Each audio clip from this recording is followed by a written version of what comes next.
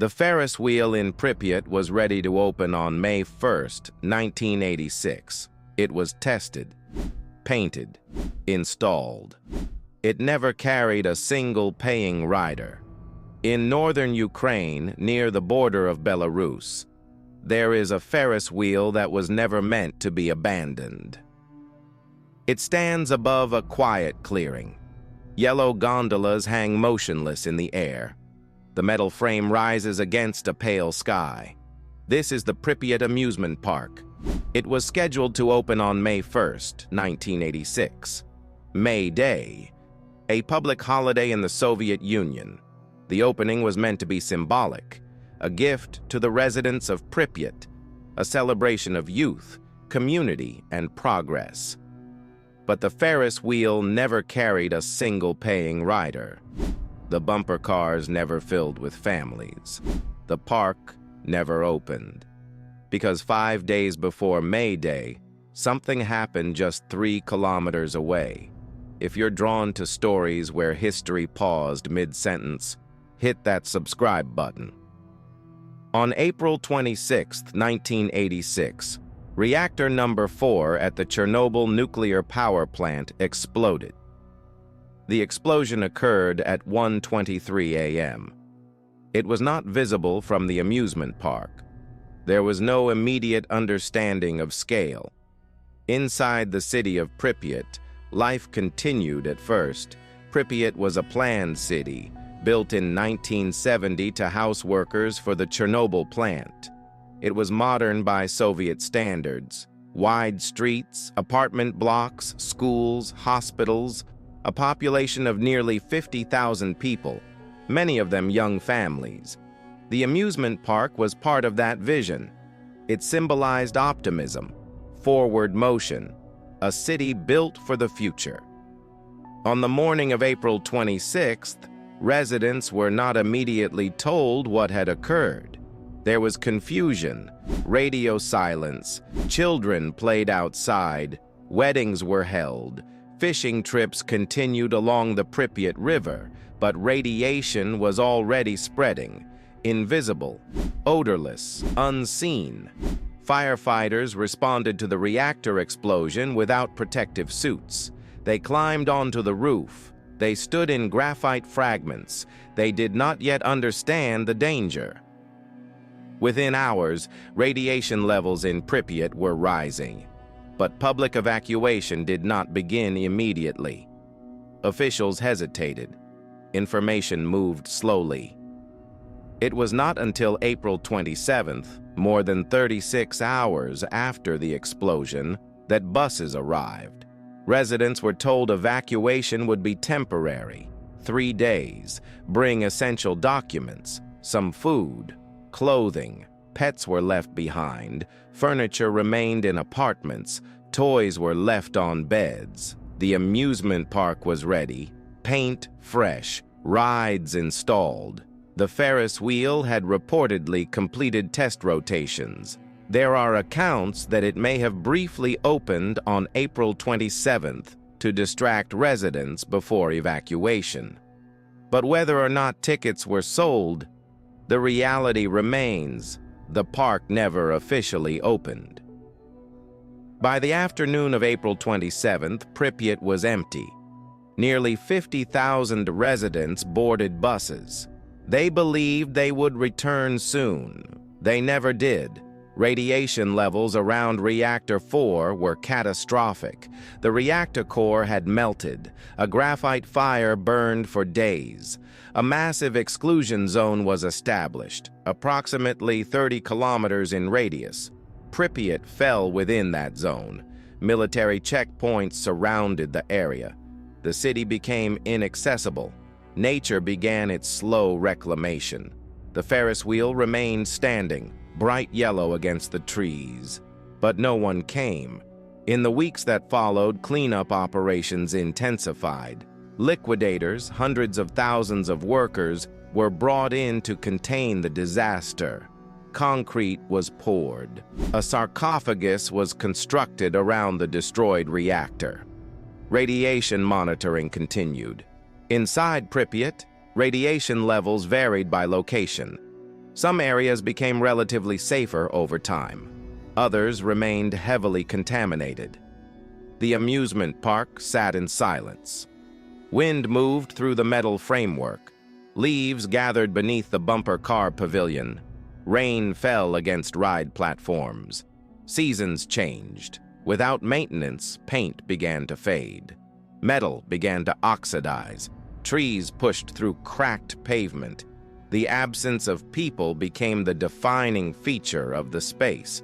What makes Pripyat Amusement Park unsettling is not violence, it is interruption.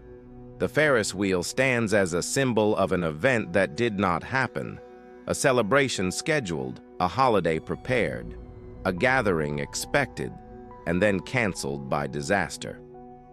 Photographs of the park often show autumn leaves scattered beneath the wheel, or snow gathered on empty seats. The bumper cars remain lined in rows, their surfaces dusty, their steering wheels untouched. Unlike many abandoned amusement parks, Pripyat's was not closed due to financial strain. It was not dismantled. It was not vandalized in its early years. It was simply frozen in time. The entire city was. Apartment blocks still contain furniture. Schools still contain books.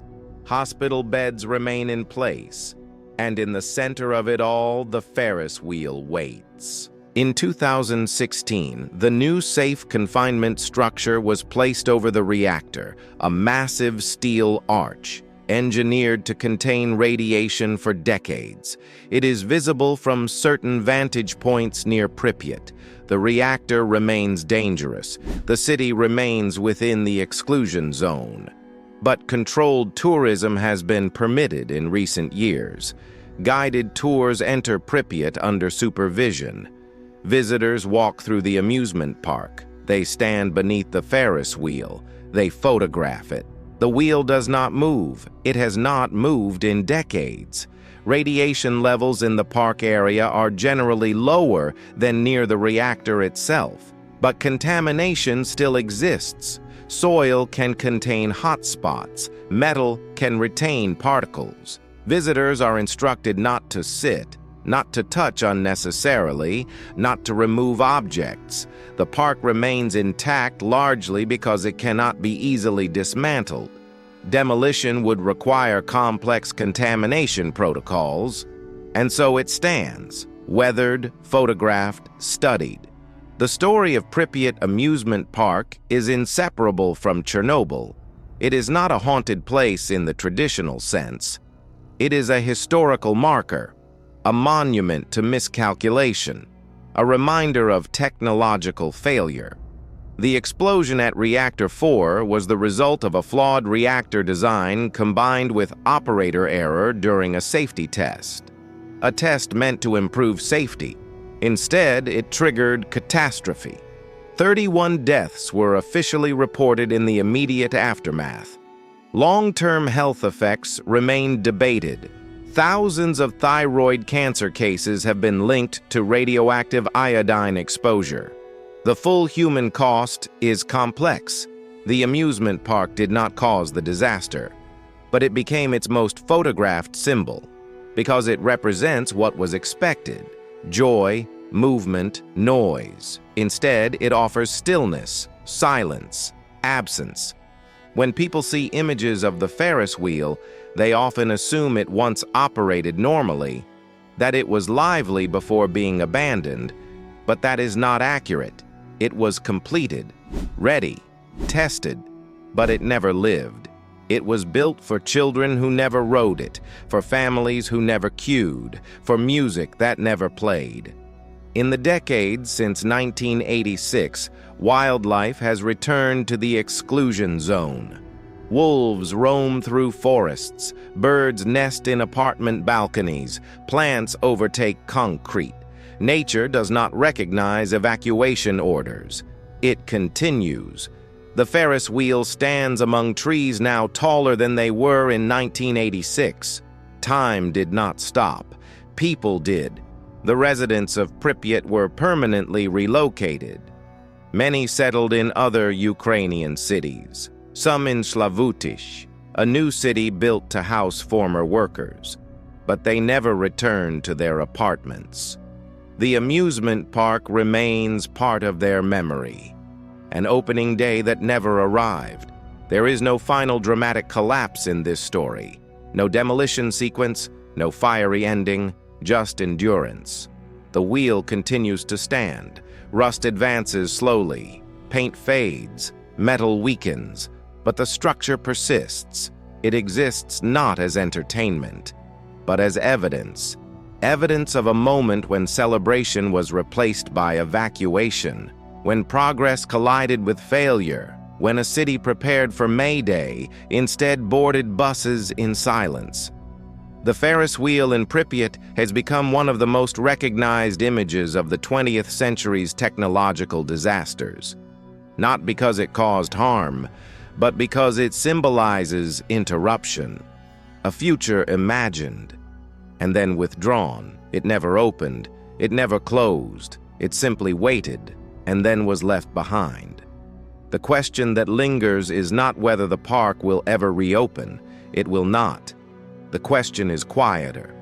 How many other places were built for joy, only to become reminders of something else entirely? Let me know in the comments what you think. And if you want more stories about places where history refuses to stay buried, check out these videos next. Thanks for watching.